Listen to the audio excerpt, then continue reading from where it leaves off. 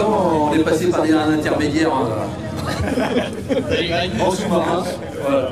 Donc il m'a dit Nissan original qui va passer ce matin.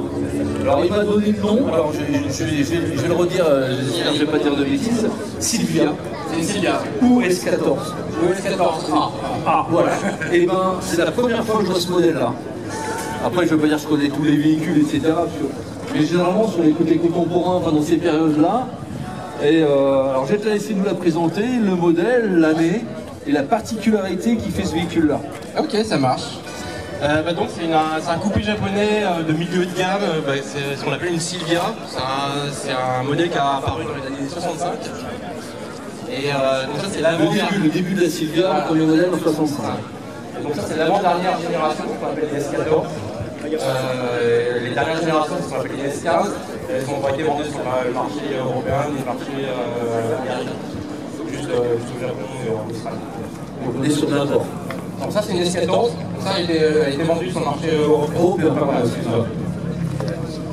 En termes de moteur, c'est un 2 litres turbo qui sort 200 chevaux. Elle est 98 celle-là. 98, avant-dernière année de production pour les modèles européens. Coupé de propulsion. Quoi dire en fait, je ne sais pas, il y a peut-être des personnes qui ont déjà vu ce véhicule-là par le passé. En fait, c'est tout qui a été distribué sur le marché français. Qu'est-ce qui a fait qu'on n'a pas vu plus que ça? Parce que c'est un modèle qui est, je pense, rare. Tu vas me dire sûrement le nom de l'exemplaire. C'est quoi son histoire à ce modèle? En fait, en France, elle est une histoire ridicule parce qu'en fait, elle a été vendue à 50 exemplaires quand elle est sortie. Personne n'en voulait. Elle était en concurrence avec les 406 coupés. Et donc à l'époque, les véhicules japonais étaient pas très appréciés sur le marché français, dans la fin des années 90. Donc son valeur c'était sorti à la mauvaise période. Voilà, exactement. Et donc l'histoire dit qu'il n'y en a que 50 qui ont été vendus à l'époque. Maintenant, on trouve entre 300 et 400 en France. Il y a des imports d'Europe, Japon, principalement de l'Angleterre. Parce que l'Angleterre c'est un marché gris par rapport au marché japonais, donc il faut pas mettre d'import et après ça arrive dans d'autres pays européens. Après donc c'est une voiture qui est très connue, qui a été très connue pour faire du drift, bien sûr. C'est un châssis propulsion, un châssis très équilibré, propulsion avec le clé-casse. Voilà. Il y a très peu de choses pour gagner à faire, pour gagner de la puissance, donc c'est quelque chose qui a été très populaire pour faire du drift. C'est ce qu'on retrouve régulièrement, alors tu peux confirmer sur les moteurs japonais, c'est qu'en fait ça sert bien, enfin c'est une bonne base après pour les préparateurs. Ouais.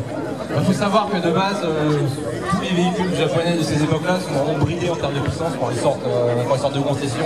Et il y a très peu de choses à faire pour gagner un peu, voire énormément. Sur l'admission, au Japon principalement. Donc au niveau de la couleur, c'est une couleur d'origine.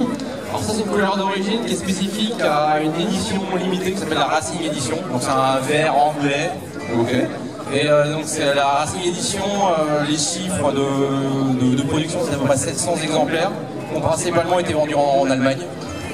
Et qu'est-ce qui les différencie? Donc la couleur, les jantes BBS du 17. D'accord, c'est le perçoir en jantes BBS et avec la série. Voilà. C'est pas quelque chose qui a été rajouté. Non, ça c'est les jantes d'origine.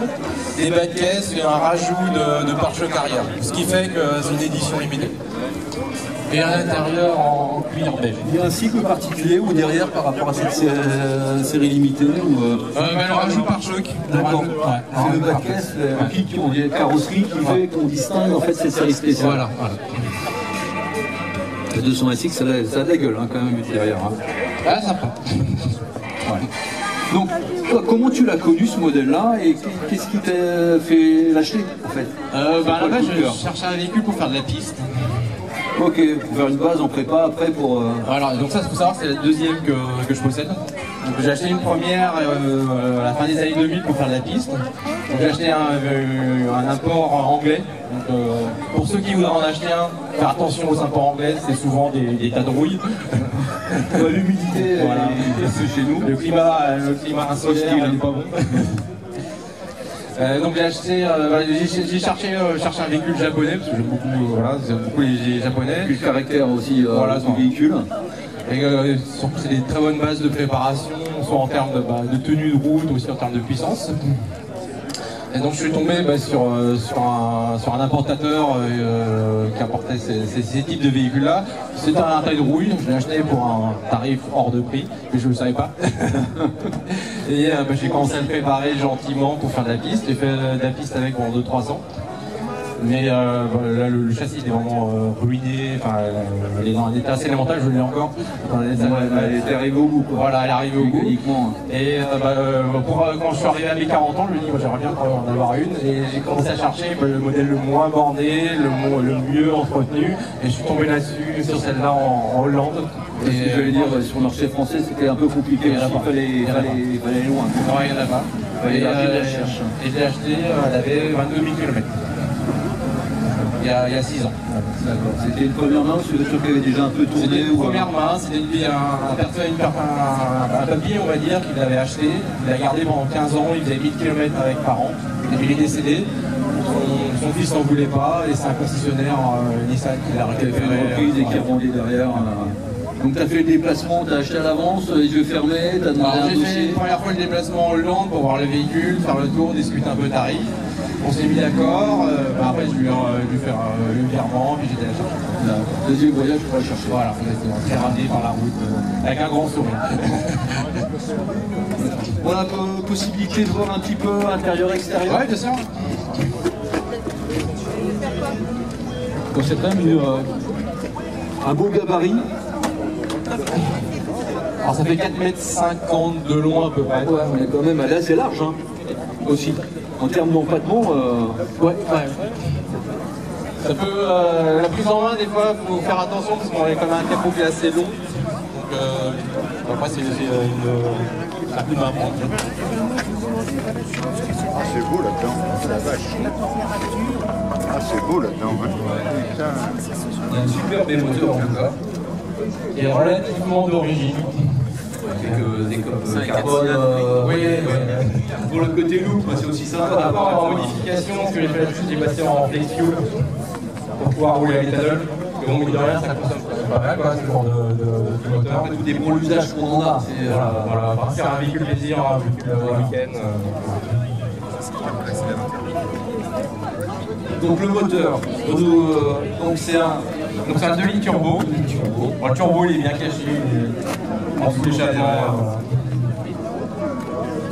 Et par rapport à ce que je disais tout à l'heure sur les faits que ces véhicules étaient conçus pour la préparation à la base, là on se rend compte que dans ces espaces-là il y a un gros trou qui ne sert pas à rien. Il y a de la place en tout cas. Il y a de la place, il y a de la place. Moi je trouve ça à changer le collecteur sans remettre un gros turbo en complément. Voilà. Il y a encore un peu d'espace pour faire du rajout. Voilà. Ou de l'aménagement. Aussi c'est leur cœur de business niveau client, ils savent que dans les années 90 clairement c'était plus voilà, donc d'un point de vue homologation on les sortait comme ça et puis vous savez très bien que derrière on laissait la porte ouverte. Exactement. Niveau, alors en termes de pour finir la partie moteur, traditionnellement on entend c'est que les moteurs japonais ils ont la patate mais plutôt en origine, c'est-à-dire qu'il faut aller chercher haut. Je prends l'exemple des Honda S2000, etc. Où la puissance, on va la chercher où en régime. Et on fait un peu hurler. Alors, pas de celui-là, parce que c'est un moteur turbo, donc ils vont pas très haut dans les tours. Leur moteur d'origine est à 7002, c'est déjà pas mal, mais c'est moins bien par un VTEC, qui est monté à 8000, 8005. Par contre, les arbres à câble sont à réglage variable. D'accord. Donc en fait, à bas régime, ils vont se décaler pour gagner un temps de couple. Donc c'est pas très coupleux, c'est un petit 2 litres, c'est pas très coupleux, mais à partir de 2-3 000, les arbres à câble vont se décaler pour gagner un temps en couple, et après ça va changer quand le turbo va prendre en charge. Côté reprise, ça reste agréable en fait. C'est correct. Est-ce qu'on peut voir, du coup, on va faire le coffre, on va faire l'extérieur, et puis après on va aller à l'intérieur. Mais ouais, c'est vraiment un sacré gabarit.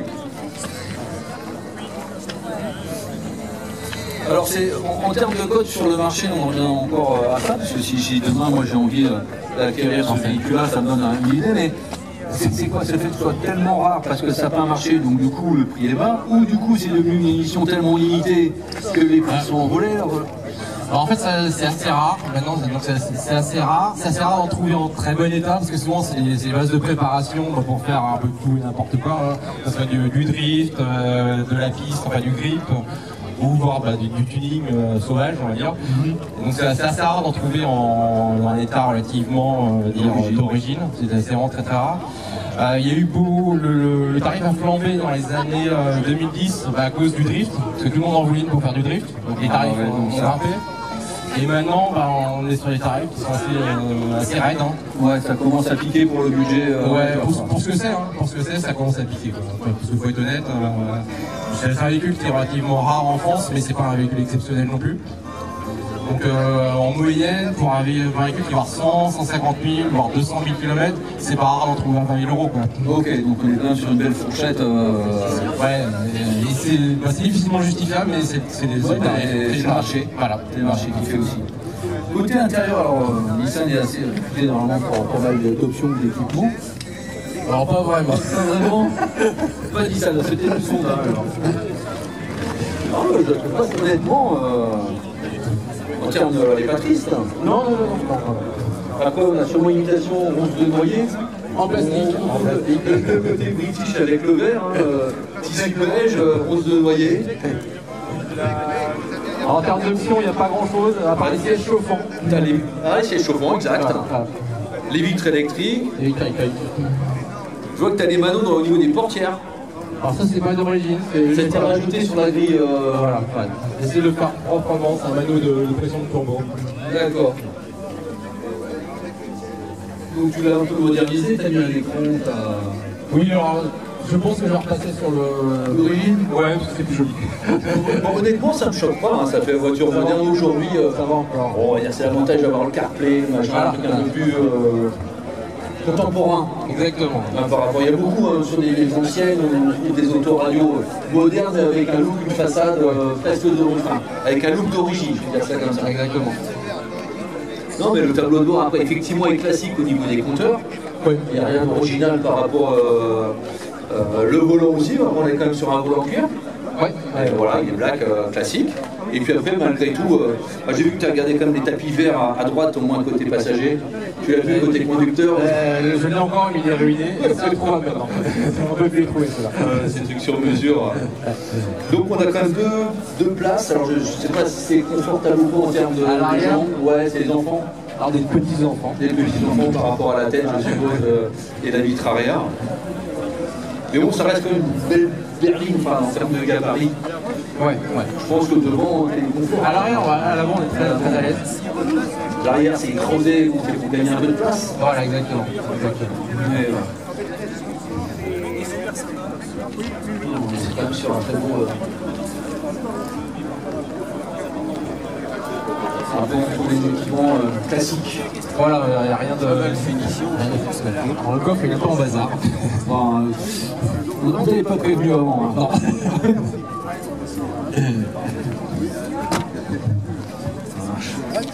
Donc, elle est assez. Franchement, je la trouve magnifique, je la trouve très belle. Parce que, et puis c'est la première fois que je vois ce modèle-là. Une Silvia, je saurais maintenant. Une Silvia S14A. S14A. Avec les jantes BBS d'origine. Ce qui n'est pas le cas. Souvent sur BBS, on trouve, à part certains de la Calmonde, où il y a des modèles vraiment BBS qui sont identifiés au modèle. La plupart du temps, c'est comme BBS c'est un fabricant, en fait, il va les rajouter. On va un truc un look un peu sympa avec des gens de qualité. Exactement. Généralement, il y a du BBS. Exactement. Il faut avoir le budget. C'est la qualité aussi, bon, la qualité. Il y a des gens chinoises qui sont bien moins chères. Mais bon, qui sont vachement. On veut quelque chose des fois de qualité dans les prix là avec. Je te remercie beaucoup. Bah de rien. C'est vraiment un très beau véhicule. Je te remercie d'avoir accepté de la présenter aujourd'hui. Ça a été facile à homologuer ou c'était... Alors, c'est un véhicule. La question est-ce que c'est possible à homologuer? C'est un véhicule européen. Donc il n'y a aucun problème, c'est juste un changement de plaque, un entente standard sans grille. Merci beaucoup. Merci de